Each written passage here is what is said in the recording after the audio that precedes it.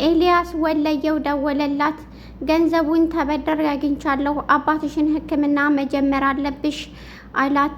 ብሩን እኮ አግኝቻለሁኝ ብሎ ደወለላት። ተምቹ ወይዘሮ ባዩሽን አነቃት። በጣም ተናዶ ስለነበረ ባዩሽን አነቃት። ዶክተሩ ሀና እንዳጭበረበር ካቃለሁ ብላ ነገረችው። ሰላም ሰላም የቻናል ቤተሰቦች እንዴት ናችሁ? ሰላማችሁ ብዝት ብዝት ይበልልኝ። ላይክ ሰብስክራይብ በማድረግ ቤተሰብ የሆኑ ውዶችዬ፣ እንግዲህ ሀንዬ በማጭበርበር የሚታወቅ ዶክተር ነው። ዶክተሩም ለራሱ የግል ህይወቱ ሲል ወይዘሮ ባዩሽ በላከችው ጎረምሳ ተስፈራርቶ ምርመራውን እንዲቀይረው አድርጓል። ነገር ግን ምርመራው ሲቀይረውና ያ ልጁ ሲመጣ ሲያስፈራራው ካሜራ እንደተቀረጸና ካሜራ እንዳለ ምንም የሚያውቀው ነገር የለም። ምክንያቱም ካሜራውን ይኖራል ብሎ ይህንኛው አይጠረጥርም። ዶክተሩም ብዙም ጥርጣሬ የለውም። ስለዚህ ከውጭ ያሉ ሰዎች ካሜራውን አይተውት ነበርና ሀንዬን የምርመራ ውጤቱን ሲቀይረው እንዲሁም ዶክተሩን ሲያስፈራራው ወጣቱን አይተውታል። ወጣቱን የሚያስፈራራው ምንድን ነው በማለት ከወረቀቱ ጋር ያለውን እንኳ ርቀት ስላለው ምን እንደሆነ ምንም ሊያውቅ አልቻሉም። ነገር ግን የሆነ ነገር እንዳለው ገብቷቸዋል። የእዛ ሐኪም ቤት የሚሰሩት አባላት ማለት ነው። እና ሀንዬ አሁን አባቷ በጣም ደክመዋል። አባቷም እንዲደክሙና መድኃኒቱን በአግባቡ ሳይሰጧቸው ቀርተው ሳይሆን እንዲዳከም የሚያደርግ መርፌ ስለሚወጋቸው ነው ዶክተሩ። ይሄ ዶክተር ሳይሆን ሌባ ነው የሚባለው።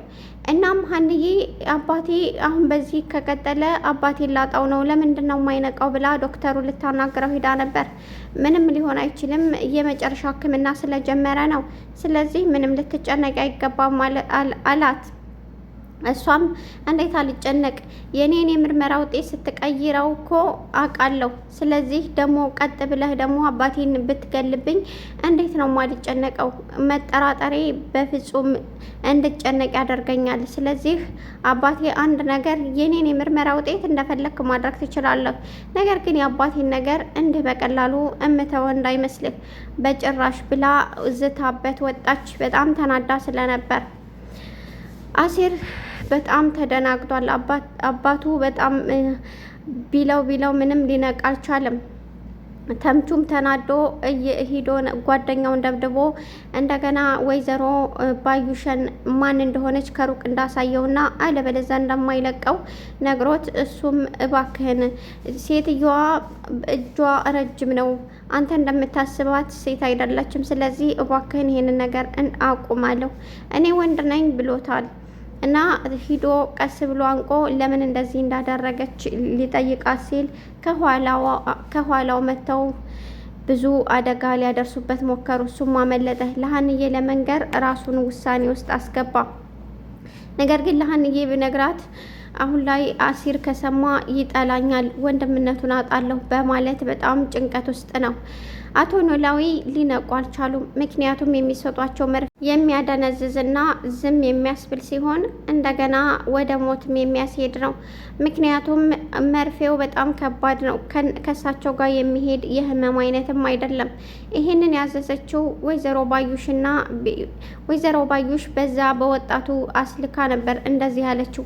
ነገሮችን እስከምታስተካክልና በነገሮች ጣልቃ የሚገቡ ከሆነ እና ሀና እንደዚህ እኔ ቤተሰቦችን አግኝቻለሁኝ ምልክቱን ብላ ከተናገረች ሊነግሯት ሁላ ይችላሉ። ስለዚህ መወገድ አለባቸው ብላ ትዕዛዝ አቀረበች። በጣም የሚገርመው ነገር እርግብ ልታስቀምጣት አልቻለችም። ወይዘሮ ሜላት አሁን ላይ ተመልሳ ሀንዬ እነሱ ቤት ሄዳ ነበር። ምክንያቱም አባቷን ማሳከምና መንከባከብ ስላለባት ስራዋን መቀጠል ፈልጋ ነበር። ወይዘሮ ሜላት ግን በፍጹም እዚህ ስራ እንድትሰሪ አልፈልግም፣ ደግሞ ነገ እንድታጭበረብርኝ አልፈልግም፣ አንቺ አጭበርባሪ ነሽ አለቻት። እኔ በጭራሽ አጭበርባሪ አይደለሁም፣ አጭበርባሪም አላሳደገኝም። እኔ እናንተ ቤተሰብነት ወድጄ አይደለም፣ እውነቱን እንድታውቁ እንጂ እኔ ፈልገው አይደለም። እኔ አባቴ ሁለ ነገሬ ነው አለልኝ፣ እሱ ካለልኝ በቂ ነው ብላ ነገረቻት። ደግሞ ምላሽ ትሰጣለች። እንዴት ነው የጠገበችው ብላ ስትገላመጥ ስትሰድባት እርግብ መጣች። እቺ ጠግባለች ብላ ተሳድባ ወጣች። ሰላምዬ መጣችና ከዚች ልጅ ጋራ አንዲት ነገር ትሁንና እኔም ከእናንተ ጋር አልዋርድም፣ ከእሷ ጋር ልትርቁ ይገባል። ምንም ሆነች ምንም የስጋ ዝምድና ላይኖረን ይችላል፣ ነገር ግን ለእኔ እህቴ ናት፣ ስለዚህ ጥንቃቄ ልታደርግ ይገባል ብላ እርግብን አስፈራራቻት። ሀንዬ በጣም አለቀሰች። አሁን እስከ አቅሜ በላይ ነው፣ ቢያንስ እንኳ ተነስተህ ቢያንስ ልጄ ብትለይ ደስ ይለኛል ብላ ተመልሳ አባቷን አቀፈች። አሲር አቀፋት፣ አለቀሰች። ምን ሆነሽ ነው ሀንዬ? የተፈጠረ ነገር አለ እንደ ያላት። እኔ እዛ ጋር ሊያስቀምጡኝ አልቻሉም፣ ምንም ስራ መስራት ምንም አልቻልኩም፣ ስለዚህ ወደዛ ቤት መሄድ አልችልም አለችው።